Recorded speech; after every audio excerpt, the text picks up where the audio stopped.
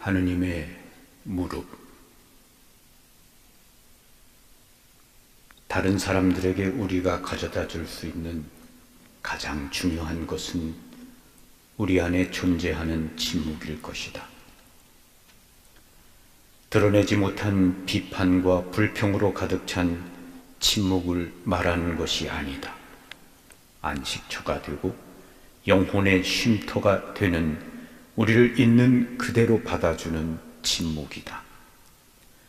우리 모두는 이런 침묵을 몹시 목말라 한다. 침묵 안에서 우리는 말로 표현할 수 없는 평화를 맛보고 새롭게 살아갈 힘을 얻는다.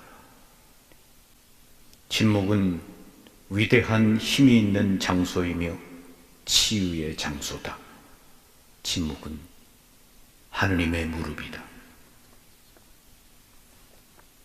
난 아주 유능한 에이즈 전문 의사를 안다. 루시아는 지금도 돌아가신 할머니의 영정을 집에 모시고 있다. 그녀는 출근하기 몇 분 동안 할머니의 영정 앞에 앉아 있곤 한다. 그녀의 할머니는 이탈리아에서 태어났다.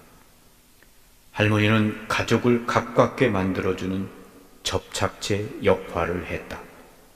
그녀는 지혜를 타고난 사람이었다. 루시아가 아주 어렸을 때 고양이가 사고로 죽었다. 어린 루시아는 처음으로 접하는 죽음에 큰 충격을 받았다. 부모님은 루치아에게 고양이는 하늘나라에 있으니 슬퍼하지 말아라 고 했다. 루치아에게는 전혀 위로가 되지 않았다. 루치아는 하느님께 고양이를 돌려달라고 기도했다. 그러나 하느님은 기도를 들어주지 않았다. 루치아는 울면서 할머니에게 왜 하느님이 자기의 기도를 들어주지 않는지 물었다. 할머니는 다른 어른들처럼 고양이가 하늘나라에 있다고 말씀하지 않으셨다. 대신 할머니는 루치아를 꼭 껴안아주며 할아버지가 돌아가셨을 때를 상기시켜 주었다. 루치아야, 그때 할머니도 할아버지를 돌려달라고 기도했지만 하느님은 들어주지 않으셨단다. 할머니는 루치아에게 그 이유를 알지 못한다고 말씀하셨다. 루치아는 할머니의 따뜻한 품에서 실컷 울었다. 그리고 다시 할머니를 쳐다보았을 때 할머니의 눈에도 눈물이 고여 있었다.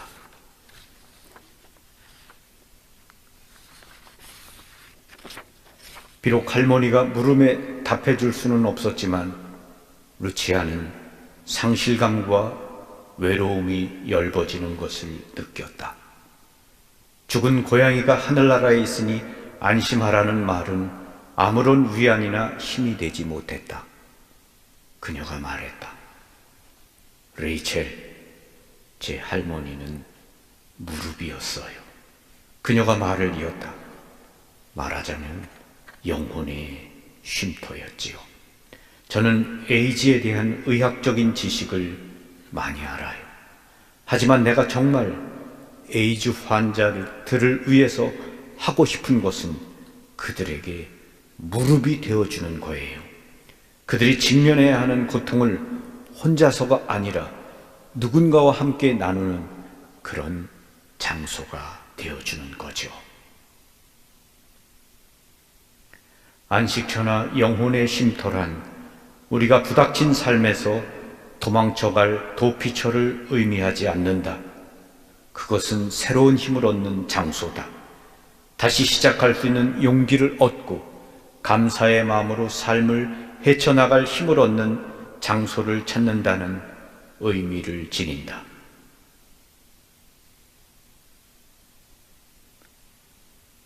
할아버지의 기도라는 책 가운데 한 부분을 여러분에게 전해드렸습니다.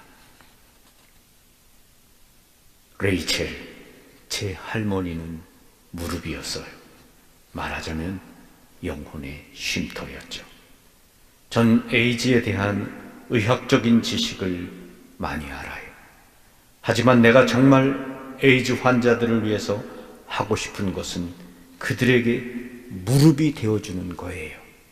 그들이 직면해야 하는 고통을 혼자서가 아니라 누군가와 함께 나누는 그런 장소가 되어주는 거죠.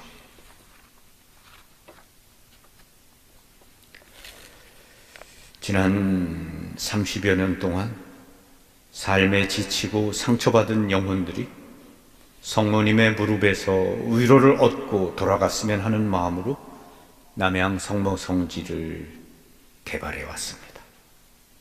지치고 힘들 때 이곳에 달려와 커다란 묵주 아래 기대어 눈물로 기도하며 위로를 얻고 돌아가는 분들이 많습니다. 이곳에 올 수 없지만 마음으로 이곳의 파란 잔디밭과 묵주알과 대성당의 모습을 떠올리며 가만히 침묵 속에 기도하며 위로를 얻는다는 분들도 계십니다. 남양 성모성지가 많은 분들의 영혼에 어머니의 따뜻한 무릎이 되고 있는 것에 대해 하느님께 감사드립니다.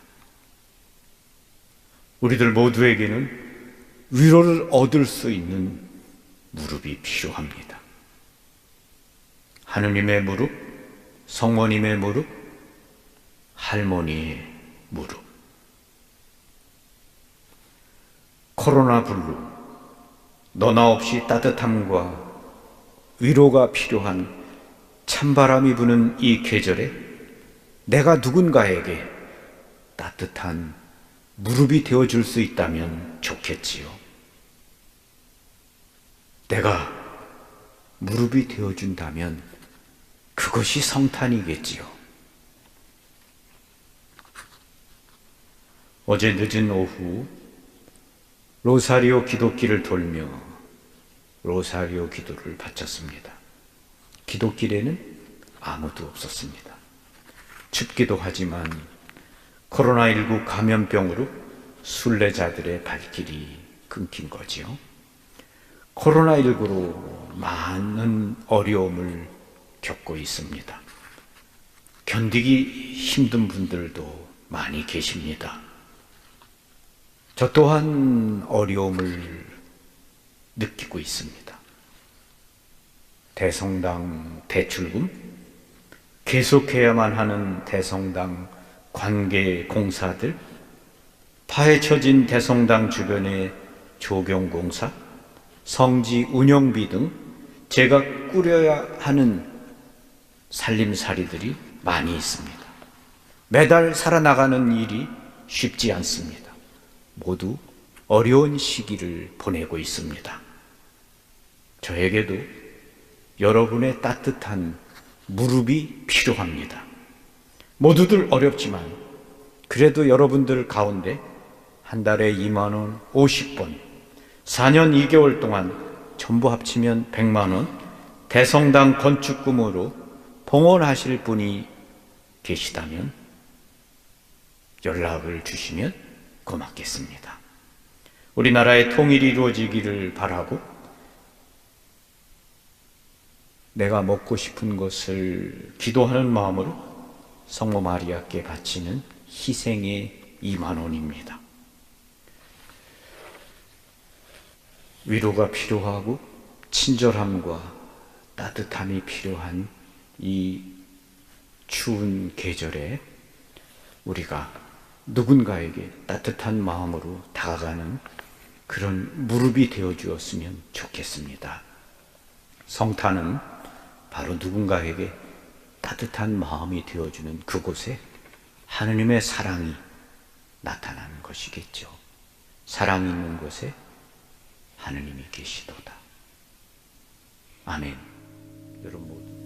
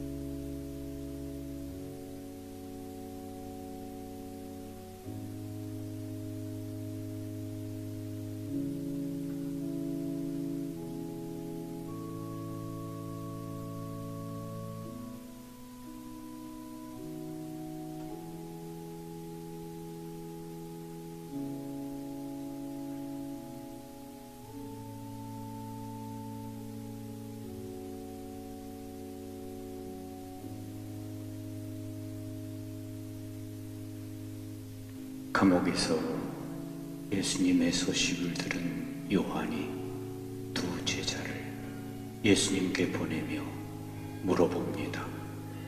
오시기로 되어 있는 분이 당신이십니까? 요한은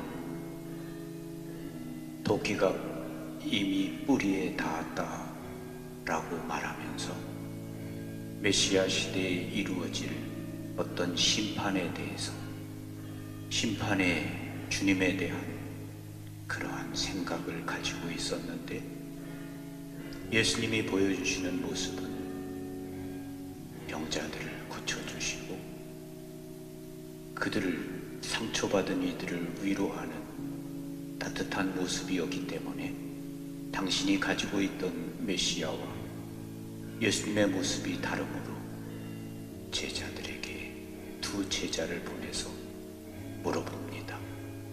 그때 예수님께서는 두 제자에게 직접적으로 대답하시기보다는 귀머거리를 고쳐주고 절름발이를 걷게 하고 나병 환자를 깨끗이 치유하시는 모습을 보여주시면서 메시아 시대에 이루어질 일이라고 이사야가 예언한 그 모습을 보여주십니다. 그리고 말씀하십니다. 의심하지 않고 믿는 자는 복되다. 의심하지 않고 믿는 자는 복되다. 우리는 주님이 계심을 의심하지 않습니다. 내 삶에 주님이 함께 계시고 나와 동행하고 계심을 믿습니다. 그리고 특별히 여기 제대 위에 성체 안에 주님이 계심을 믿습니다. 고통받는 이들 곁에, 슬퍼하는 이들 곁에 주님이 계심을 믿습니다. 우리와 함께 계시는 주님, 우리를 사랑하시는 주님을 믿습니다.